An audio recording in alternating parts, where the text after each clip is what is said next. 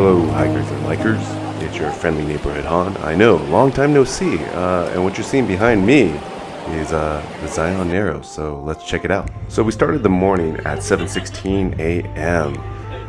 We were trying to beat most of the traffic. We're jumping here right on the shuttle. You can see that Zion shuttle. We're gonna go all the way up the mountain because if you want to get to the Narrows, you're gonna go all the way to the end here at number 9 is where you can exit to get to the Narrows. And we slowly strolled through, and you could see that there was flash flood warnings probable. So the day was actually mostly cool for us, as well as the water level is pretty high. You're going to see that in a bit, but as you start your walk, you're literally walking about a mile on this dirt path from both sides. Boom! Oh, right there. Oh, got interrupted.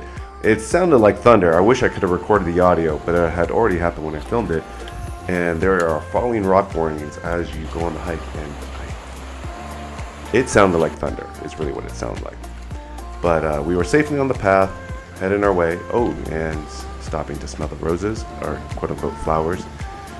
But yeah, check those out. Great. And here we are. I took the first steps down to get to the ground level. There are also another set of steps just at the very end.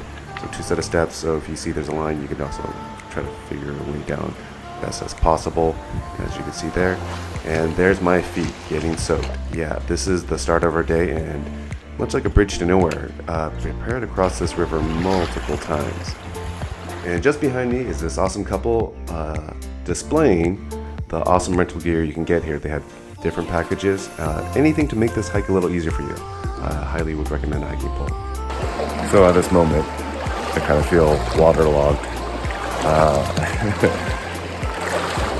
I'm about 5'10", and I'm just below my knees.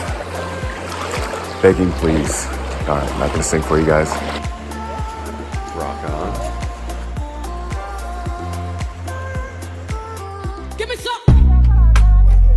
Dropping it low, here's actually some safety facts about the recommendation of height or weight. We went on a quote-unquote athletic day. Literally went balls deep. My shorts are completely wet now on that last turn. And you can see right here, you can never really judge the level. It's good to use the hiking pole to kind of poke around to see how deep the water can get. When you're in the water, some of it will be sand below you, some of it will be large rocks, small rocks. And even at one part of the hike, I literally tried to brace my fall against the wall, and instead of putting my palm flat, I kind of like jabbed it like a karate chop, unfortunately, and kind of sprained my middle finger and hand. But that's why you're going to kind of see in these moments, I kind of cut to some more images. And just around this corner was this rock. I don't think this is the floating rock, but many people were taking their pictures right on top of this thing, taking their turns, and of course so did we. Had to squeeze in the friends and family in this. Boom! As we were deeper into the second mile, most of the path would be broken up by a lot of land and rocks actually, so we didn't have to cross as much water about a mile in into this, so you can kind of see it was kind of nice to keep your feet a little bit dry or walk on more stable land. It's good to have some stability in your life, you know? Ooh. This was a beautiful hike, very calming as you're kind of just crossing the river and getting through the Narrows. I mean, minus the balancing act that is this hike. But as strenuous as it wasn't as difficult as some of the other hikes I've been on, especially stuff with elevation where you kind of feel short of breath. And definitely with the cliffs on both sides, you definitely take out the heat factor. Ordville Gultch. Ordville Gultch. That sounds better.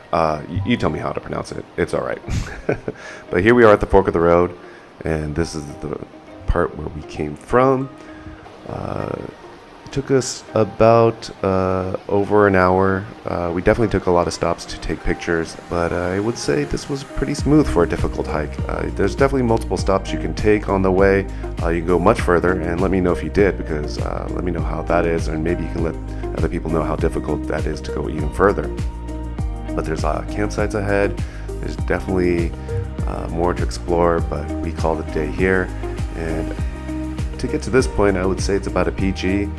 maybe a PG-13 if the water level is about the height we did. There are definitely points where you could slip and fall easily, but man, look at it, beautiful, beautiful hike. Would love to do it again. And here we are on our way back. This was a smooth ride back. We got plenty of sunshine. And speaking of sunshine, the highlight of our day must have been Anna. She was our driver back on the tram. She had plenty of jokes, and I will just leave a few clips so you get a little taste of that too. Thank you, Anna, for all the laughs. Over there.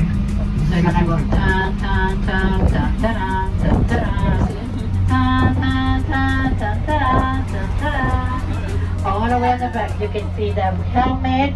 He's looking straight forward, and on the little bottom, you're gonna be able to see that cave over there, right there on your right side.